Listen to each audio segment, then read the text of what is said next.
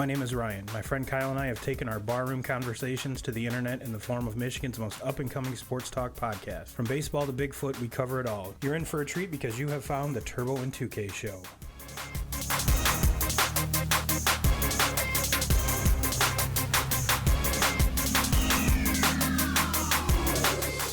"2K crew, what is up? What is up? It's your boy Turbo, and we got a little bit different lineup today.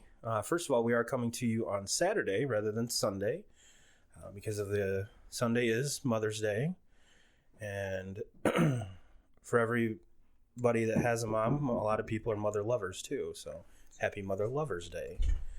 And today we have a special guest. Well, I'm not really sure you're so special anymore, but we do have the head coach of the Marcellus boys varsity baseball.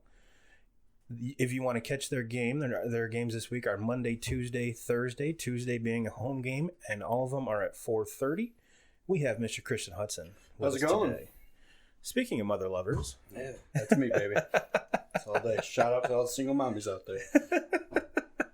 So, yeah, we're here. It's nasty. It's raining. It's cold as fuck. And yet again, our friend, Mr. Kyle Kaler, Mr. 2Ks, Mr. Junior Golf Analyst, is in fucking Mexico.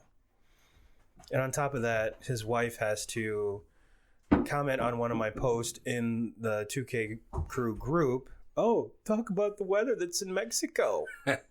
No, we're going to leave it at that and just move on like it didn't even happen. So we've got a pretty big show for you today. We're going to kick it off with some baseball as usual because even though Kyle is not here, Christian is an avid baseball fan as well. We're going to hit some NBA. We're going to do a little bit of everything. So just kind of sit back, relax. I always say grab a drink, but a lot of people actually listen to this in their car. So if you're watching Tuesday mornings before work, probably can't grab a drink. No. But if you happen to catch it any other time, crack a cold one when it's allowed, and if you're of age. But if neither of those are the case, then just don't blame it on us. So yeah, Christian, we're about, for the better part, 1 month into the baseball season, and I really don't think. I don't think it went as scripted as a lot of people thought. Actually, yeah, I think a lot of people understood it was going to be a trying year, and it's exactly what it is. But yeah, especially in White Sox Nation. Yeah, a little bit. But no, there's obviously there's a lot of folks either changed unis, got a big ass extension, got paid, and there's a lot of teams that jumped out to a hot start. Lots of players that have jumped out to a hot start. So, my boy Timmy Anderson, yeah, getting off to the hot bat flip start. He's killing it. Player of the month. He is. I mean, if he keeps it up, this is a career for him. Yeah. So absolutely, you're very right. He is.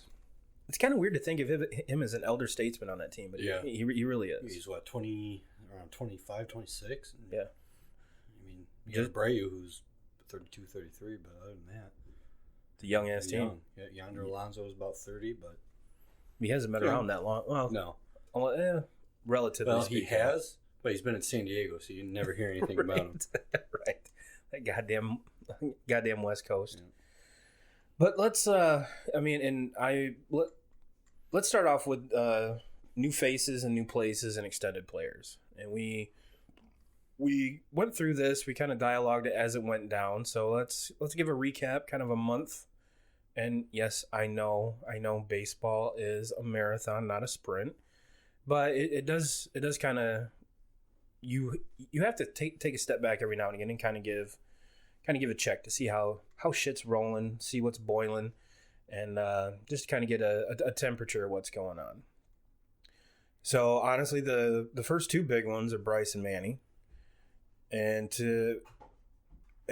this is something that 2Ks and I have talked a lot about, is as far as the numbers are going for Bryce, as a Phillies fan, you're like, it doesn't really seem like that's an investment that's paying off quite yet. But as far as just watching him, his emotion, how he's interacting with his teammates, I think by the end of the year the numbers will be there because the chemistry's there. And I never really saw that chemistry when he was with the Nats at all. What do you think? The thing with Bryce is, I mean, I think he's had like 1 year where he's hit for really good average. No, that was his MVP year. Yeah. And I mean, he's going to hit you bombs. He's going to hit you RBIs. He's going to sit around 260 to 285, in his average. So I think he's right around 250. He's actually, as of this morning on MLB, and I know we've told everyone in the past that we're not going to bore you with stats, but that this kind of leads to a stat discussion. But all the stats that we're going to give you today have come off of MLB.com. And sponsor plug. Yeah, MLB.com for all of your MLB needs. Promo code Turbo2Ks. That's right. All uppercase. Not really. Don't go and do that. Try it. Yeah, try it out. But Bryce is hitting 237, 7 bombs with 25 RBIs. So, like I said, probably not the start that he would like to see in Philly, but a lot of those 7 home runs have come in clutch. Mm-hmm. They've been in later innings, put him ahead, and he is pretty much with that young lineup that Philly has.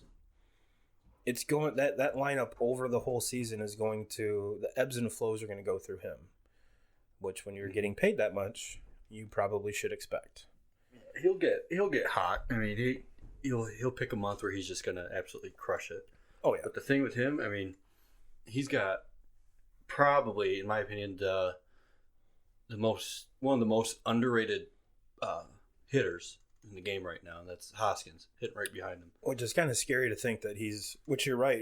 If you follow baseball, he's not underrated at all. Yeah. But for everybody else, very like a lot of folks might only know who he is because he was the one that wore the dual like jaw guards, which look kind of ridiculous, but is what it is. But no, you're totally right. He's, as far as average goes and numbers go, he's carrying the team right now. To be honest with you, I really knew nothing about him until the home run derby last year. Yeah. That's really the first time. Oh man, this dude's got some pop. Yeah, and in what seems to be a very left-handed heavy league now, he's doing it as a right-hander. Yeah. And speaking of right-handers, Mr. Machado, like I said, over there on the left coast, he's hitting a cool 250, 8 bombs and 20 RBIs. So probably not, again, the start that they were hoping. But with these two guys, too, keep in mind, after this year, they're there for quite a long time. Yeah. Quite a long time. And on top of that, Bryce, I mean, you can kind of, a lot of people were penciling, once that signing happened, a lot of people were pretty much penciling them into either a wild card spot or winning the East with him. Machado, on the other hand, there were some people picking him to win a wild card, but not many were expecting a whole lot out of the Padres this year because of that young core and because of a pitching staff that I couldn't pick out of a lineup. And so, I mean, then again, he's probably going to end up at 285, 30 bombs, 85 to 100 RBIs. Petco's a hard place to hit, though, too. Yeah. Yeah, that's... The ball doesn't travel well over there. And when it does, it's July and August when it gets hot. Same with Chavez Ravine, same with pretty much any... once the weather gets hot... Field. Yeah. Pretty much, Colorado is probably the only one that the ball's absolutely flying out of. I would love to just, take a round at BP in Colorado. And that's something that Kyle and I have talked about, not taking BP in Colorado, but that would be fucking awesome. Yeah, it would. Is what kind of home run numbers would Cabrera have not hitting it at Comerica? Oh my gosh. He, say, just throwing this out there, say he was hitting at Yankee Stadium instead of Comerica for all these years. Or even Cincinnati, that bandbox there, Jesus, everything flies out of there. Mm-hmm. But yeah, let him play 81 games in Colorado. Yeah. However, again, I think if you were to ask him, he probably wouldn't want to play that many, especially this many years, because you get labeled, kind of like Larry Walker, Andres Galarraga for the longest time. Todd Helton. Yeah, especially Todd Helton. All of their power numbers came from hitting, hitting a mile high. The air's thinner, the ball doesn't, the ball flies better. But yeah, I have a feeling that like Kyle and I have drudged this through the mud, that the warmer it gets, the hotter players get, and I can even attest to that. We've had this is the second week of our softball season, and both weeks worn a hoodie. Yeah, worn a hoodie. Have you got the games in? Yeah. Hasn't been rained out? No, luckily not. Must be nice.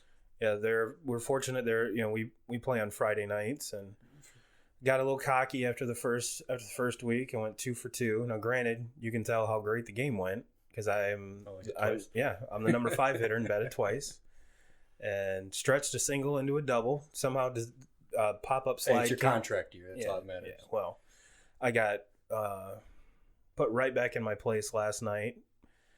Decided to hit the ball really hard right at people, and it's something that I should have realized is, once you hit it to the same person and they make a great play, especially when they're playing right center, don't hit it there again. Yeah. Don't hit it there again. I pretty much let him make Sports Center plays again and again and again.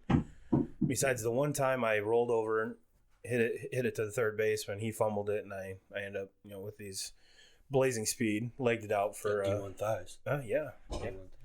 Yeah, with the big E6 or E5, sorry. But yeah, we end up winning big over a team that we, going into it, didn't think we had a chance. So that was always good. But enough softball talk. And the next dude on our list is Mr. Paul Goldschmidt. Now, if you remember, Goldschmidt was traded for. He didn't sign. He wasn't a free agent. However, I'm sure the Cardinals would love to sign him to an extension. Yes. Because getting back to your underrated, yes, I don't know how. Yes, I was just going to say that. I don't know how he could be considered underrated and be he's a perennial NL popping the top. He's a perennial NL MVP candidate. So, but yes, he's in all terms considered, he's in the bright lights of St. Louis, and I'm saying that because St. Louis folks love their baseball. It's a baseball town. Yeah, I mean there's like every other year it's San Fran or St. Louis in the World Series. It's just consistent. Yeah, and I mean, lately it's been Dodgers, but they're beating St. Louis or San Fran. Yeah, St. Louis is in the mix. Yeah. I mean, last year was kind of a very injury-plagued year. Yeah, I think Matheny got kind of screwed out of that one. Yeah. Well, he did have some of the best manager hair in baseball. Yes, he did. Flowing locks. Looking at me, you probably wouldn't think, oh, kid likes to read. That guy likes to read. Which I enjoy it on occasion. He had one of the best books I've ever read. Really? Yeah, absolutely amazing. Like Matheny? Yes. What was it called? Now I'm putting you on the fucking hot seat. You're like, God damn it. I came clean. I told you I read, which I guarantee. Well, now I'm reading a book called Relentless Optimism. A baseball book that's pretty dang good. Who writes that one? Or who wrote, not writes? Well, I said, I learned in Marcellus. Yeah. No, Decatur. Well, no, I did. I learned in Marcellus. I learned in Marcellus. But no, but you're 100% right. I mean, now, however, couldn't even name their new coach. He doesn't look like a baseball player or a baseball coach to me, but that's neither here nor there. But I want to say, I saw a stat the other day. I want to say he's been coaching for like 75 games, 50 games, whatever it's been. He has one of the hottest starts to his career as a Cardinals manager. So big ups to that. And if we're kind of riding that Cardinals train, one of my favorite players, Adam Wainwright, looks to be back. Had 2 horrible years filled with injuries. And probably the reason he's having a great season is I didn't draft him on my fantasy team. What's that kid's name that absolutely just throws gas? Oh, like 10. He's hit like 105, 106. Oh, yeah, he's the closer. Yeah. He has like the top 25 fastest pitches. And he's not a big dude. No. He's like 5'9". Yeah. He's like Joe Kelly size. Yeah. But yet 10 more miles an hour than Joe Kelly somehow. Matheny Manifesto. Name of the book. All right. So all those 2K crew that actually read books, that's one of Christian's thumbs up, seal of approval. See, I loved it because before he was a Cardinals coach, he was coaching his sons. It wasn't lit. It was like a travel ball, but it was just with his son's schoolmates or kids that went to school. So it wasn't, he picked the best of the best. Right. And it talks a lot about entitlement. Ah. And I loved it because he doesn't deal with it. But he does give everybody a chance to play at that level. And I mean, I think it was great, but he goes into all about, kids nowadays are all about, they think they're entitled to something. Yes. And he doesn't play that. No. And I absolutely loved it. And he went he went in on it. And I would have to 100% agree, and that's one of the reasons why as much as I want to get into coaching, as much as I want to, it's the time. I don't have the time, but it wouldn't be, it would be coming up against stuff like that would drive me up against a fucking wall. And my coaching career would probably be very, very short because of it, because I wouldn't deal with it. I wouldn't, and I won't. And that's probably why I'm sitting here talking to you guys rather than in a dugout somewhere, teaching kids how to throw sinkers and, pick off moves and hit and runs and how to run the bases and shit like that. So, but to kind of wrap up the Paul Goldschmidt thing, and we're kind of seeing a level of increasing here. And yes, Morgan does want to be on the podcast again this week. I hit her squeaky toy, so she found a fucking ball, and now she's deciding to bounce it all over the wood floor. So, Miss Morgan, your time is now. Take the floor. But no, Goldschmidt's hitting a cool 263 with 9 bombs and 21 RBIs. And let's see. I think that's the last new face I have on the list. Let's talk about extended dudes. And I'm not talking about extended in that area, Christian. Extended. And probably Bob was a pretty cool guy. You got that your extends? Yeah. No, extended. There's no pills. There's no subscription, there's no pills. Shoot. But Nolan Arenado, I think out of all of these guys, is hitting the best. Love that guy. And he does it so quietly. Yeah. He's an intense dude, though. Oh, yeah. He's an intense dude, but he handles off his stuff on the field. Nothing's ever carried over. And what a great left side of the infield with him and Story. Yeah. And 2 dudes that you could build a franchise around. Well, before Story, they had Tulowitzki. Yeah.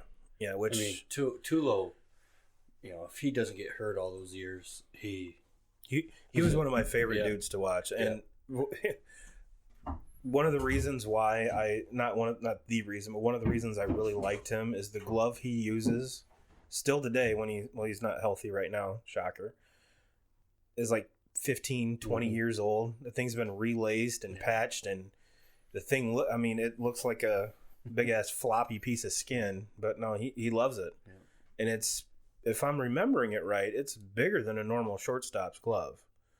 Your second baseman's glove is tiny as shit. Yeah. Shortstop's usually 11.5, 11.75. Third baseman's usually 12-inch. Yeah. Lexi Ramirez used a 12.5 at shortstop. He had a big glove. Yeah. Yeah, and that 20-year-old glove probably started out 11.5, and all the years it stretched out to like 15. Just loosened up. But no, that's and just for everyone, Arenado's hitting 325, 10 bombs, 32 RBIs. So he's and I'm almost positive that it's going to take more than a month for, especially Bryce, Manny, and Goldschmidt, high profile dudes that all of those. Well, Manny's exception. He got traded last year, but it's got to take more than a month. Let's say 2 months with spring training to mesh with your dudes. Yeah, and get used to the new scenery and backdrops and and Manny had Machado had a cup of coffee in the National League, so he's seen a lot of pitchers that he hasn't faced, but Bryce and Goldschmidt, they were National League dudes to begin with, so. But I'm almost positive it's going to take more than a month for them to gel. I'm sure every clubhouse has different rules, and just baseball is like a family, a big ass family. No Fortnite in the clubhouse. Well, after the Red Sox decided no more Fortnite, look what's happened to them. And that's a good segue. Is Chris Sale, another extended dude. And I know this is still probably kind of a sore spot for you. It burns. It burns. And I'm sure when his start to the season wasn't as crisp and dominating as he's known to be, you probably were. I'm not going to say happy. You were probably like, "What the hell's going on?" Because this. I will never root against Chris Sale. No, never. I think he's the best lefty. Him and Kershaw are the two best lefties in the game. Yeah, it's hard to argue that. Yeah, Sale's just absolutely nasty. And lately, his past 2 starts, I think the last start went 6 or 7 innings, 14 Ks, no earned runs. Yeah, and I think when the Red Sox, we'll wait for that a little bit later. But I remember the first 2 or 3 starts had like about a 9 ERA, and he's in 2 starts brought that down to a 4.5, which is a lot. But if you look at all of his starts combined, it's trending in the right direction. 4.5 ERA and record of 1-5 with 56 Ks. So the extended year probably didn't start out the way Chris Sale wanted to, but I think when it's all said and done, he's. I don't think you can win or lose the Cy Young in April. Well, I mean, like last year, everybody, through August, everybody said, "Oh, Chris Sale, Cy Young got locked up." Mm-hmm. So, would you rather have a hot start or hot finish? Hot finish all day absolutely. Long. All day long, and I think, and this is something Kyle and I talked about, that it might be a blessing in disguise. Yeah. Keep the innings, keep the pitches, gradually get them in there. And to be honest with you, the first couple weeks of the season, it looked like every pitcher was trying to strike out every batter. Yeah. And there's only so many dudes that can, that have strikeout totals like that. And especially early in the season, if it were me, I would want to pitch to contact, get to the 6th or 7th inning with under 80 pitches, and get your W's that way. Get your stamina built up, and then start dialing it up a little bit. So, but that's just kind of my perspective. But the next one is probably, out of the extended dudes, probably the shocker of them all is Acuna Jr., which the Braves extended 2 dudes for a long time on the cheap. Yep. And I think Braves got a deal. Oh yeah, with Acuna and what's the other dude? The second baseman. Albies. Yep. Which both of them in their sophomore season signed extensions, and Albies was cheap as fuck. Yep. Cheap as fuck. So yeah, kudos to the GM of the Braves, because you have a bomb ass young core that's gonna. And you're just starting to lock these kids up. So Swanson, I think is going to be. His stick has struggled, but he's one of the smoothest fielders I've seen since Brandon Crawford in his prime. Well, the one thing I would say with Dansby Swanson is I think he came up too early. Yeah, he was the number 1 pick out of Vanderbilt. And who did he come up with? The Padres. He was drafted by the Padres, I think, and then he came over in the. Pretty sure it was the Braves. No, he was.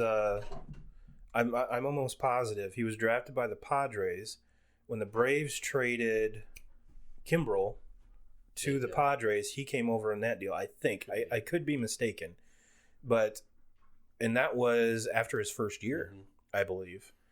And the very next season, he was up with the Braves. And now for a shortstop in particular, to get into the big leagues in his second year, to me, like I said, I think his stick is going to work itself around. He's going to be, he's not going to be the 350, Cody Bellinger type numbers right now, but he's going. Tim Anderson. She's a shortstop. Makes more sense. I mean, yeah, if you want to put it in perspective like that. But I think it'll come, but it's one of those things. You're right. He's very smooth. His defense has always been smooth. And, yeah, that young core in Atlanta. However, Acuna's hitting 275, 8 bombs, 23 RBIs, and a lot of folks can attest or blame that on the sophomore slump. He's inconsistent. He's a young player. All of which are true. Now, here's a big thing with a lot of guys. I mean, they come into their second season. A lot of guys, that first year they're up, there's not a whole lot of background on them. Major league, pitchers and coaches, they don't know how to pitch to them yet. Yeah, there's not a lot of film. You get a whole season underneath your belt. Mm-hmm. Okay, and you're going to see some more different stuff. Oh yeah, right? Because hitting coaches and pitching coaches, they're going to go look at guys' swings and they're going to find the holes. They're going to find a flaw somewhere. All right, and sophomore year, their second season in is usually what makes or breaks players. Yeah, and you even look at Judge. Yep. Judge came up and just lit everybody on fire. And now, granted, he stayed. We might not even see the best Aaron Judge yet, which is scary as fuck. But no, you're right. It's one of those. Once they have enough film on you, everyone, there's a hole in everybody's swing. I don't give a shit what you say. How would you like that job? Be a guy in the clubhouse and just analyze his swings. You would either be very, very successful because you can find them, or you wouldn't have a job for very long, or you'd work for the Tigers. Did you play against Brian Gale in high school? I did. Indicator. Yep. That's what he does. That's his Does he really? Yeah. That's awesome. Yeah, he was in the Cubs clubhouse, and then I think he's with the Brewers now. Nice. Yeah. Well, he's doing great shit with the Brewers. Breaks down swings. That's awesome. Yeah. That would be. I mean that. Yeah, that guy. His career got cut short, but I think he would have made it to the bigs. And I didn't. I remember him watching him play vaguely. What year did you graduate? Do you remember? 97. I'll say I was 98, so I had to be somewhere around there. 97, 98.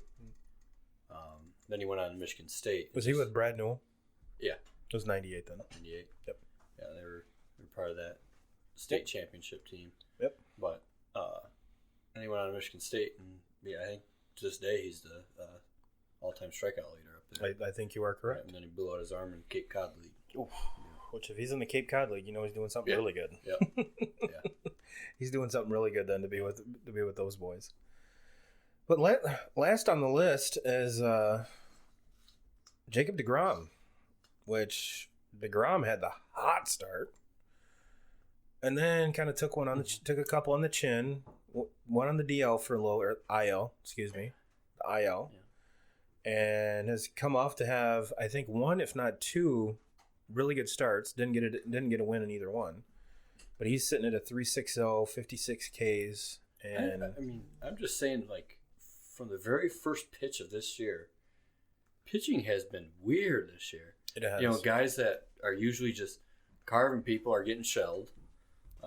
Zimmerman goes out there and almost throws a perfecto in his first start. Oh, what do you mean? He's a AL Cy Young Award winner. What are you talking about? And then Stroman started that game against him, and he threw a gem, but he's been getting rocked ever since. Yes, he has. He got rocked today against my Sox. Yeah, I was watching the Bottom Line this morning, and they put, I can't remember what the number was, so I don't even want to venture into it. But yeah, kind of illustrated your point very, very well. That yes, but yeah, but since we've been boring you with all these fucking numbers, you're probably saying, well, Turb, how do they compare? How do they compare?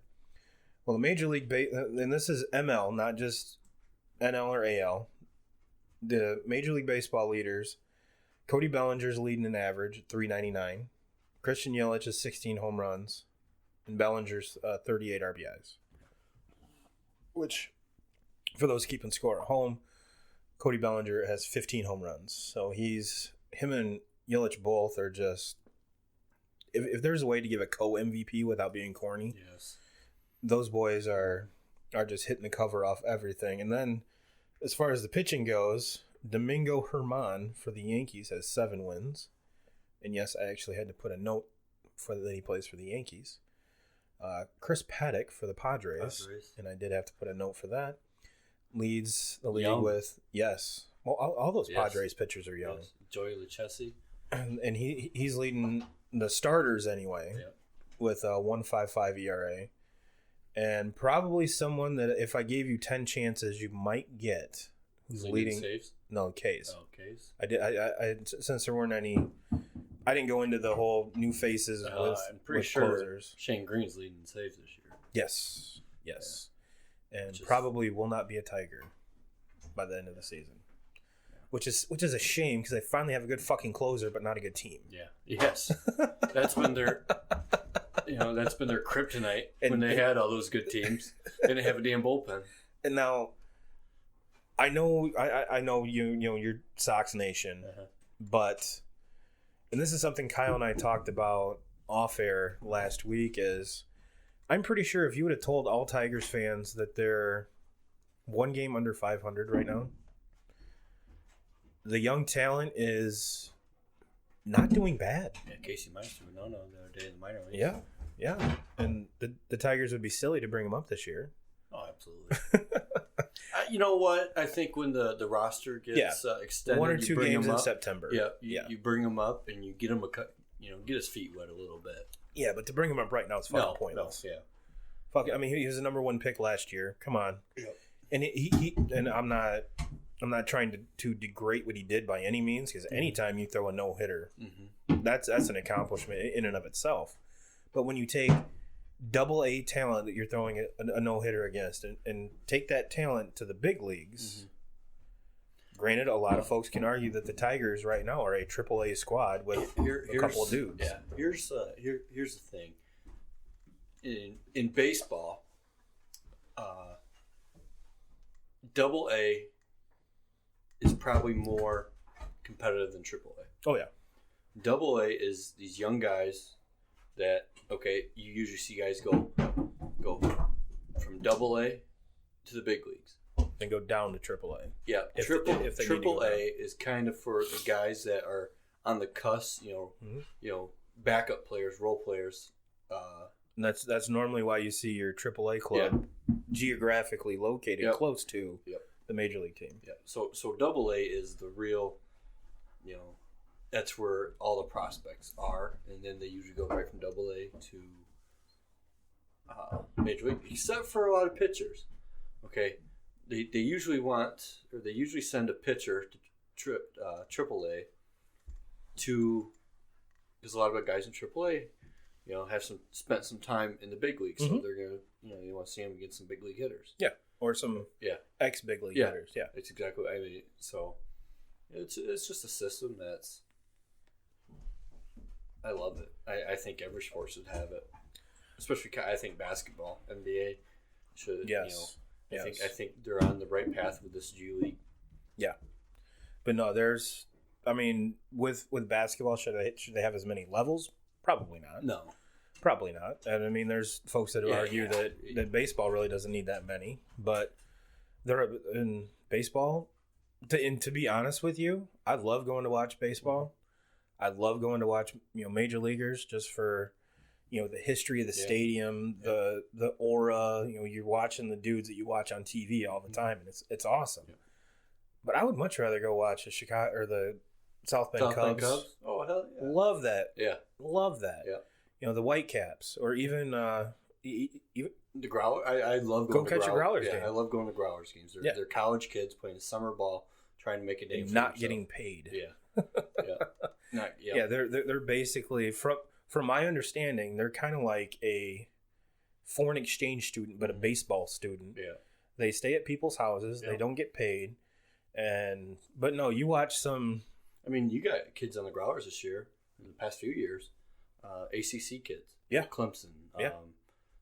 Nico Cavadas, who is a hitter's edge product out of Sturgis, plays at Notre Dame. He played for the Growlers last year. And Cody Pachaki, who coaches the Growlers, is the KVCC coach. He's done a heck of a job. He took that over and he's ran with it. He coaches both Valley and. Yep. Well, that makes sense because the Growler season's after and the college season. Valley, if they made the tournament or if they didn't make the tournament, their season's over now. Right. I mean, it's already done. And that's the one thing that I wish college baseball got more exposure. Mm-hmm. Aside from the tournament. Yeah. Yeah. I mean, unless you're on the Big Ten Network, you're not going to see a whole lot of games. Except, of course, SportsCenter ESPN, they do air a lot of SEC games. Of course. Yeah. Of course. But, well, even today, I want to say it was started at 11:30. Mm-hmm. I think it was 11:30 that they had the ACC title game softball. Yep. Was it North Carolina and Florida State? Yep. Yeah. Now, I love college baseball because every other sport you have your Big Ten, SEC, ACC, Big 12. Those are your powerhouses. Mm-hmm. Was it the Power Five? Power Five. Yeah. Power Five conferences.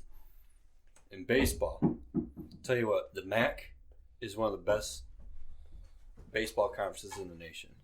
And then you go out to the West Coast, you got that league with, I don't even know what the name of the league is, or we got the teams conference. like Pepperdine. Cal State Fullerton, Pepperdine, Cal Poly, Long Beach State.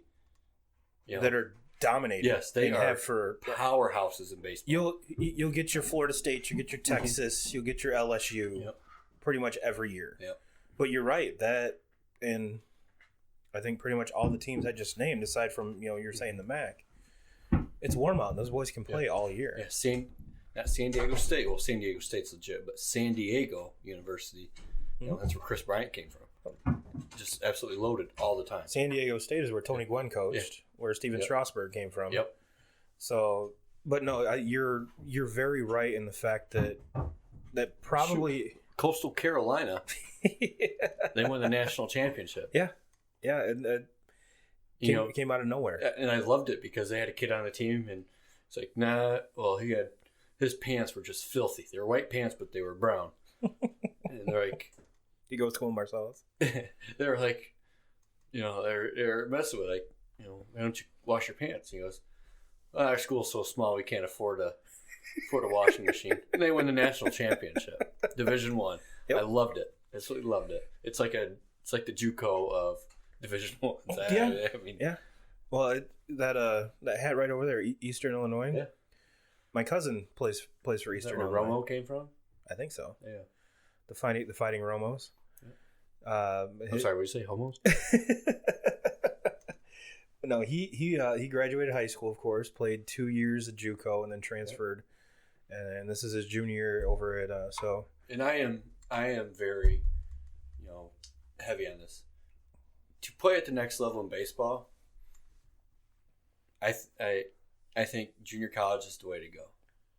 Okay, in baseball, okay, you sign with D1 right out of high school. Okay, you're gonna sit for the first 2 years unless you're an absolute stud.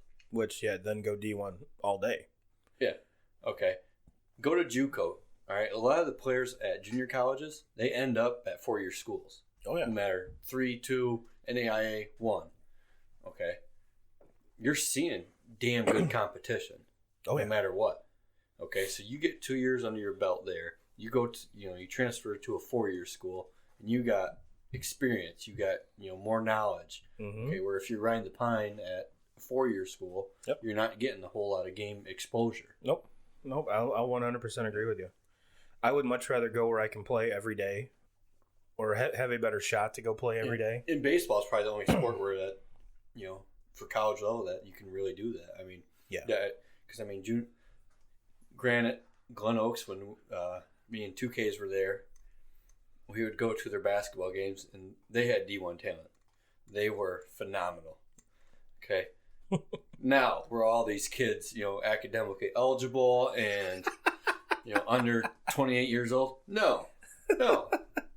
I'd go pick up these kids from the Cleveland YMCA. Were you in 2Ks academically eligible? Oh, absolutely. Absolutely. We had to be. I'm just fucking with you. Because the basketball coach was our athletic director.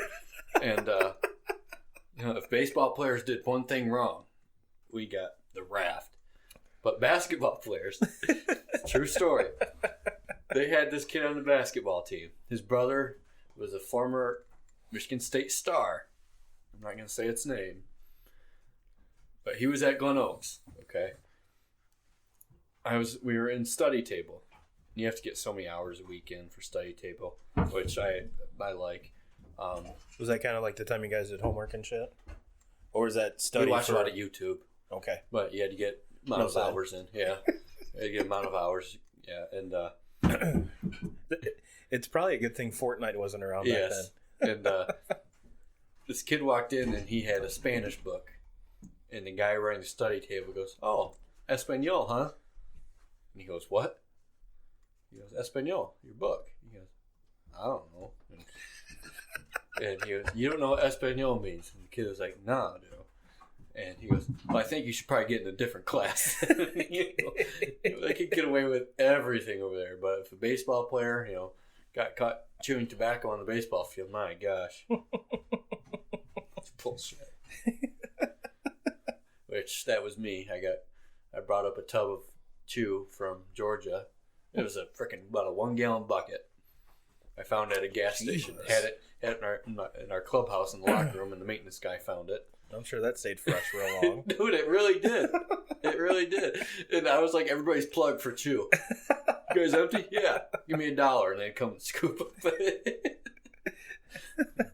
To me, that sounds gross as fuck, by the way. It's true. It's got Stokers, man. Oh, and they've expanded. I mean, it's now in single serve cans now, so you don't have to buy the 5 gallon bucket. I still recommend the bucket. Buy it at Sam's Club. Yeah. But to kind of bring everything back on track, we did have a pretty significant accomplishment as far as baseball goes. Mr. Pujols hit RBI number 2000. Yes, round of applause. Yes. Clapping. Yes. Golf clap. Golf clap. Can't see me, but I'm clapping. I'm doing one of these, like the trophy celebration right now. Which going back to St. Louis, when he was a Cardinal, my God, he was nicknamed the Machine for a reason. Yeah. And just to kind of give our listeners a little insight here, he's only the third member of the 2000 RBI club, with A-Rod being the other one and Hank Aaron. What's A-Rod, third? Second. Is he second? Yeah. Well, Pujols is third. Yeah. Okay. And now there is a little asterisk because the RBI didn't become a stat till 1920.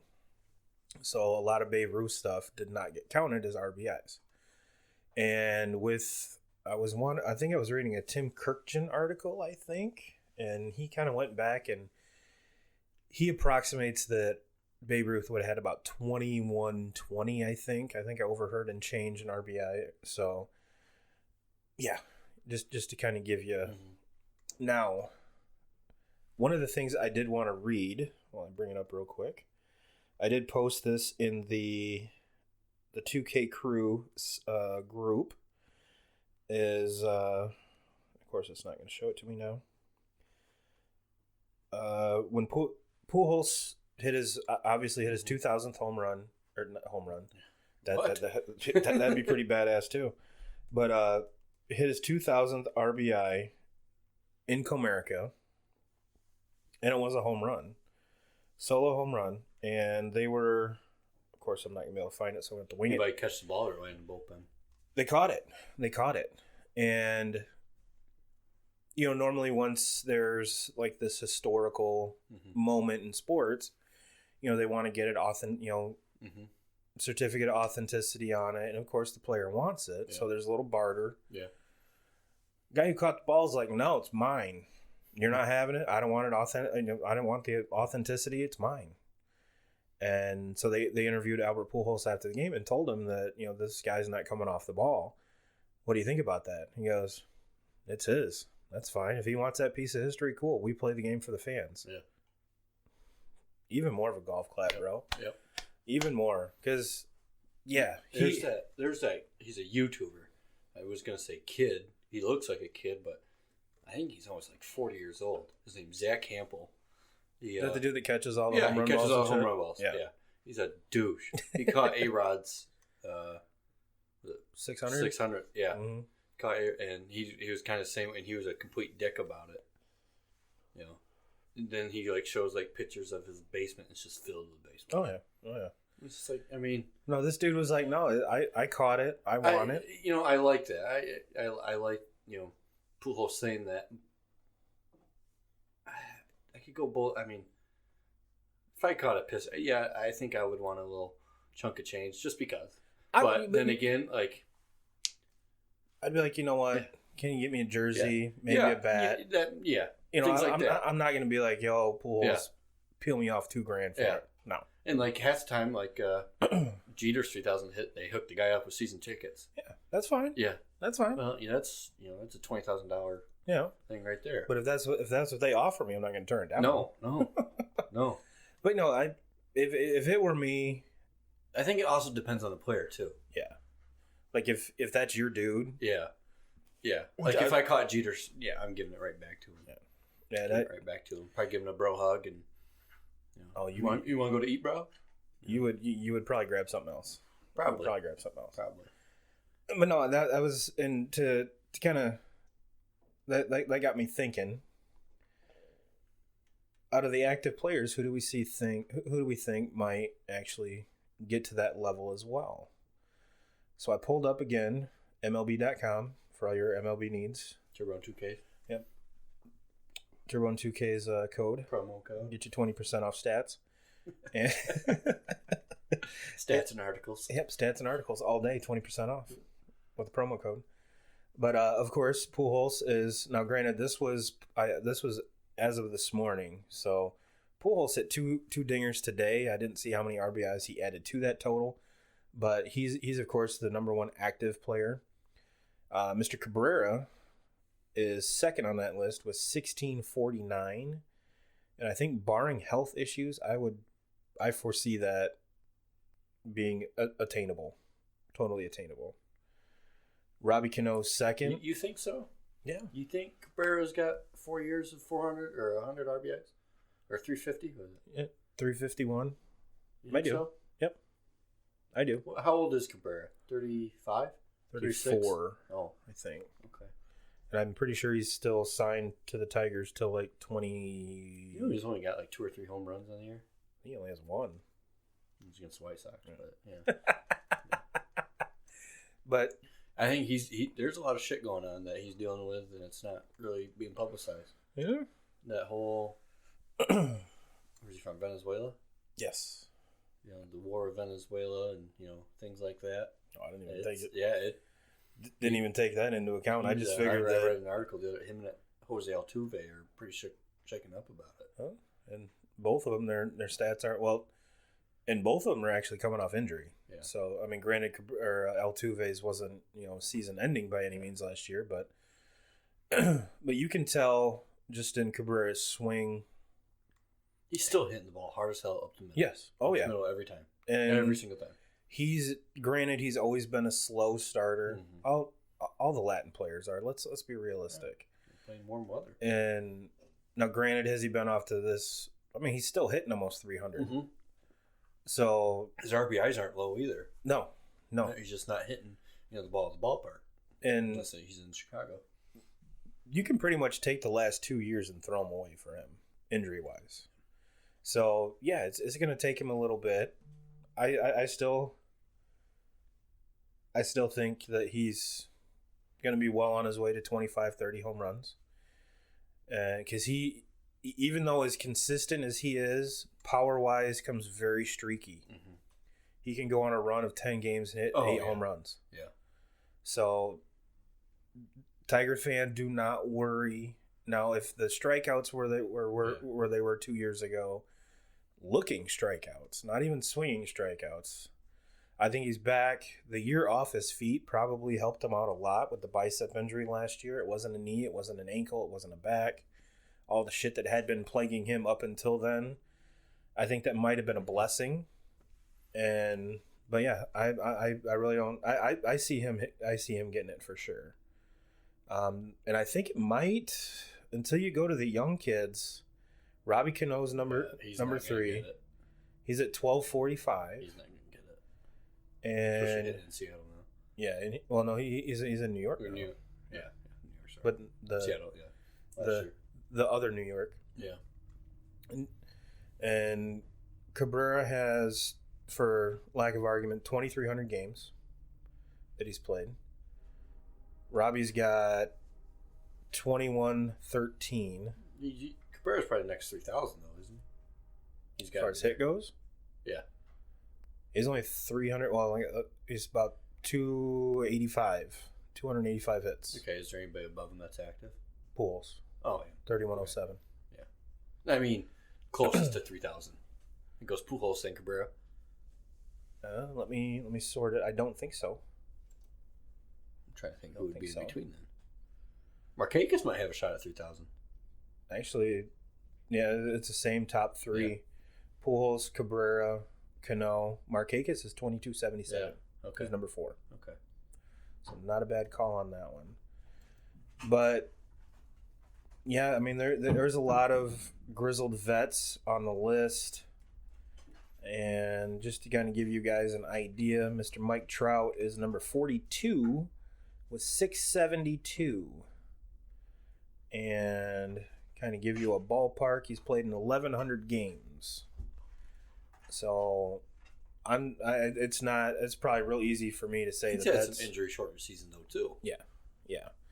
I think that's.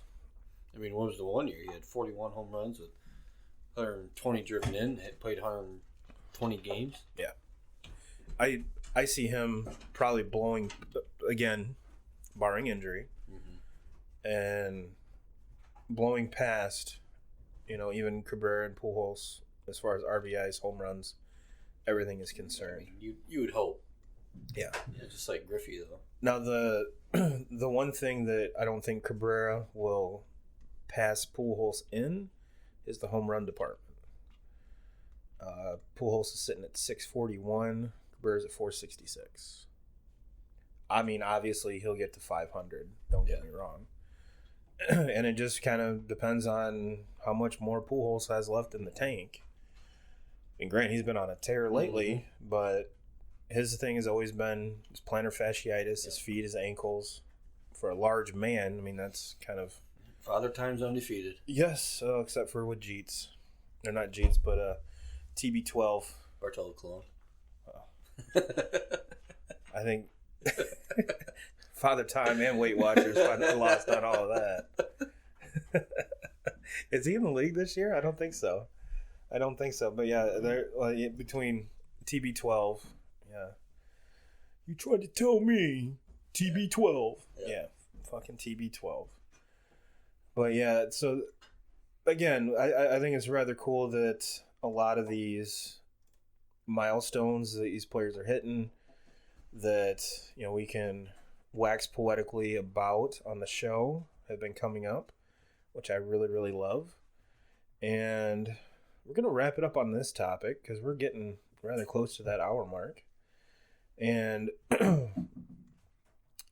between me, you, and Kyle, as far as our age goes, we're probably 3 of the biggest baseball fans that I know. And something new that's come up, and with both of you guys having coaching experience, the new, I'm not going to say fad, but it's going towards the new fad, is an opener as a pitcher. Where, I guess back in the day, they used to just call it a bullpen day. But these are scheduled. And you now have guys that... Throw 2 innings? Yep. Unless they're getting shelled. 2 innings. And they're a relief pitcher. They come in and start. So basically it's kind of almost like spring training-esque, where you want to get your, in spring training it's not anything out of the ordinary for give your closer a couple innings so he can face the starting lineup. But this was something that they were talking about on the MLB network, and I really don't see a quote-unquote role like a closer to be an opener, because your closer's going to pitch. I mean, take the Tigers, for instance, have 17 wins, or 17 or 18. I think they won today. And closer's got 14 saves. So I don't think, even if this is a quote-unquote fad that's coming along, I don't think it's something that we really have to worry about or take note of. Because there's always been, you want to get this guy off his feet, skip a start, you'll have a bullpen day. And that's the day that you hope that, you get 2 innings out of each dude that you have planned. Go to your 8th inning guy, go to your 9th inning, and then your closer, game over. But it seems to be that, and I really hope it doesn't start going towards this, where it's just, you're seeing a pitcher for 2 innings and they're done. 2 innings and they're done. Pretty much what the reason I brought this up was the less significance of a starting pitcher. Wherein, even when I was growing up, you had, Nolan Ryan, all the horses where the pitch counts, fuck pitch counts, doesn't matter. They get pissed at, when they take, if the manager comes and lifts you. There weren't innings limitations. There weren't any of this. There weren't any of that. And, the Tommy John surgery really wasn't that big. And now it seems like that's kind of like a rite of passage nowadays. So guys are getting it just to get it. Yeah.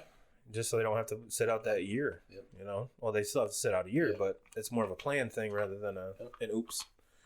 But since we have a coach in here, I figured I'd pick your brain a little bit, because I pitched. I love watching, dominating starting pitching. I don't want to see the game go to, this opener type thing all the time. I can understand every once in a while because it's a long season. Of course, you're going to have a bullpen day here and there. I get that.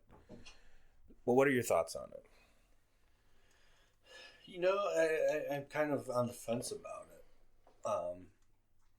Because you want your big dogs to throw. If I have a guy like Sale or Kershaw, or somebody that's okay, do you skip a start? Do you skip somebody's start to get back to them in the rotation, or is it just that 6? You got 5-man rotation. Is it just the 6th day and then you start your rotation over again? I don't know. But ultimately, you're taking starts away from your horses. Is it the only way I could see it being, I guess, advantageous is if you have, any one of those guys, their shoulders sore. Aren't elbow sore. Well, Tampa Bay kind of started this. Yeah. And, besides Snell, they really didn't have they did well, but it wasn't, an overpowering starting 5. No, so, and we're watching had a solid bullpen. Yeah, we're watching the Yankees Rays game right now, and the Rays jumped out to an amazing start, and both the Red Sox and the Yankees have caught them. The Yankees, if they win this, go up a half game, and I want to say the Red Sox are 3 games back if Tampa goes down. But so